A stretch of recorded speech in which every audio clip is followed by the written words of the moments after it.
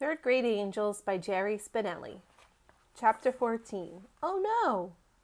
The first thing happened in the morning, at recess. I saw a candy wrapper on the ground and picked it up.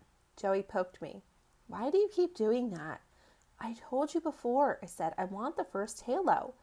But look, he pointed at the school and all around the playground. Mrs. Sims isn't even here. You're not even getting credit for it. I grinned. Yes, I am. He blinked. You are? I got closer. I whispered, She has spies.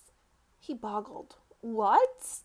Mrs. Sims can't be watching everywhere all the time, so she has spies, her friends. His eyes darted around. How do you know? My mom said. The boggle went away. He did more blinking. Then he was grinning. I mean, not just any grin. The grin was so big, it was almost scary. What's so funny? I said. Your mom, he said. What do you mean? He poked me. She was joking, you dude. There ain't no spies. You calling my mom a liar? I'm calling your mom a joker. He tossed a gummy bear at me. It bonked off my nose. There ain't no spies. There ain't no spies? Now it was my turn to boggle. The second thing happened in the afternoon. We were riding home on the bus. My sister sat behind me. She kept taking off her seatbelt and reaching over my seat and sticking her finger in my ear. She knows I can't stand that. It was getting harder and harder for me not to strike back. So I got off the bus early. Hey, she called, it's not our stop. I kept walking. I prayed she wouldn't follow me. She didn't.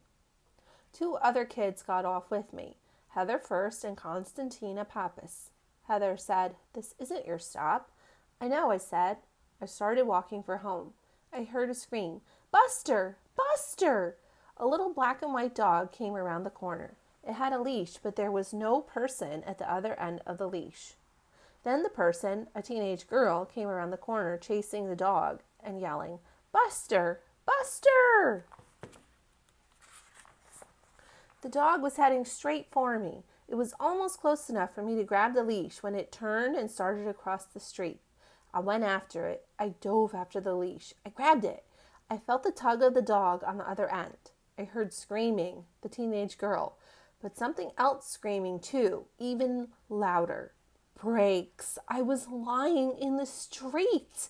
I looked up. The dog at the end of the leash was inches from the front fender of a car. Suddenly, the girl was picking me up along with the dog and wrapping us in hugs and tears, and a lady was coming out of the car saying, Oh my God! Oh my God! I can't even remember walking the rest of the way home. What I remember is the third thing.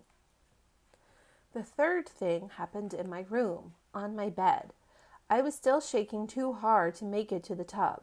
I closed my eyes. I took deep breaths. I finally started to calm down. When my brain started to work again, this is the first thought it sent to me. Hey man, you just did the best good deed ever. Slam dunk, the halo is yours. Then my brain sent me Joey's words. There ain't no spies.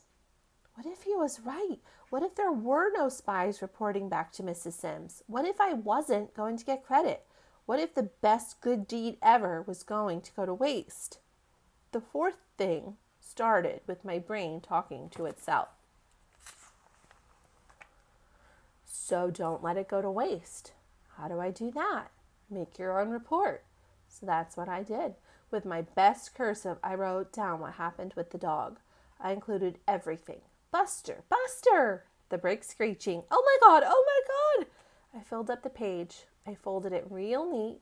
I put it in an envelope. I sealed the envelope. I put the envelope in my backpack.